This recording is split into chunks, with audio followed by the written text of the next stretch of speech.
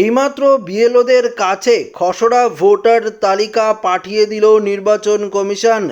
এই তালিকায় আপনার নাম রয়েছে কিনা কিভাবে আপনারা দেখবেন, এই মুহূর্তের সবথেকে গুরুত্বপূর্ণ খবর বন্ধুরা। আজকের এই ভিডিওটিতে এই বিষয়ে আপনাদেরকে একদম বিস্তারিতভাবে জানিয়ে দেব। তো আশা রাখবো ভিডিওটিতে আপনারা প্রত্যেকেই প্রথম থেকেই শেষ পর্যন্ত সঙ্গে থাকবেন। খসড়া তালিকার আনুষ্ঠানিক প্রকাশের আগেই চূড়ান্ত পর্বের প্রস্তুতি চলছে কমিশনারের দপ্তরে। কমিশন সূত্রে খবর, ওই তালিকায় কাদের নাম রয়েছে তা ইতিমধ্যেই বিএলও অ্যাপে দেখা যাচ্ছে।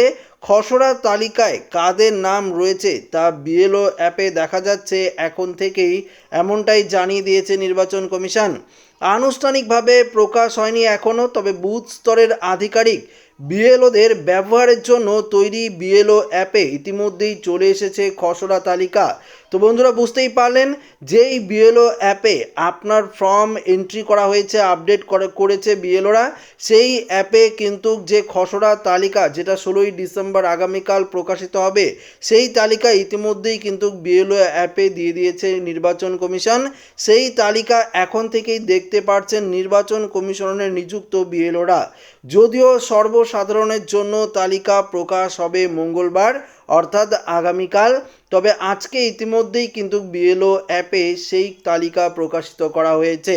খসড়া তালিকা প্রকাশ হওয়ার পর সেখানে নাম রয়েছে কিনা তা যাচাই করে নেওয়ার জন্য ভোটারদের পরামর্শ দিয়েছে কমিশন। কিভাবে তা যাচাই করা যাবে তাও জানানো হয়েছে। কমিশন জানিয়েছে ভোটাররা বিএলওদের সঙ্গে যোগাযোগ করে তা যাচাই করতে পারবেন। কমিশনারের দেখতে পাচ্ছেন ইসি নেট মোবাইল অ্যাপ থেকেও তা জানা যাবে। এছাড়াও কমিশনার নির্দিষ্ট ওয়েবসাইট এবং রাজ্যের মুখ্য নির্বাচনী আধিকারিক অর্থাৎ ceo.westbengal.gov.in এই ওয়েবসাইটে গিয়েও কিন্তু আপনারা খসড়া তালিকা ডাউনলোড করে যাচাই করতে পারবেন। খসড়া তালিকায় আনুষ্ঠানিক প্রকাশের আগে চূড়ান্ত পর্বের প্রস্তুতি চলছে কমিশনারের দপ্তরে। কমিশন সূত্রে খবর, ইতিমধ্যেই যে তালিকা রয়েছে সেটি কিন্তু বিএলও অ্যাপে পাঠিয়ে দেওয়া হয়েছে। কেবল মৃত, অন্যত্র চলে যাওয়া, নিখোঁজ এবং একাধিক জায়গায় নাম থাকা ভোটারদের নাম বাদ যাচ্ছে এই তালিকা থেকে। এছাড়াও অনেক এমন রয়েছেন যারা এনুমারেশন ফর্ম পূরণ করেননি, অর্থাৎ তারা ভোটার হতে চান না, এই নামগুলো খসড়া তালিকা থেকে বাদ পড়েছে। সব মিলিয়ে রবিবার সন্ধ্যা পর্যন্ত সংখ্যাটি 58,20,898 জন। কমিশন সূত্রে খবর, এছাড়া খসড়া তালিকায় সকলের নাম থাকার কিন্তু কথা। দেখুন, গত 27 অক্টোবর রাজ্যে এসআরের দিনক্ষণ ঘোষণা করেছে নির্বাচন কমিশন এবং প্রত্যেকের বাড়ি বাড়ি গিয়ে বুথ স্তরের আধিকারিকরা অর্থাৎ বিএলওরা কিন্তু এনুমারেশন ফর্ম পৌঁছে দিয়েছে। সেই ফর্ম আপনারা ফিল আপ করে বিএলওদের কাছে জমা দিয়েছেন।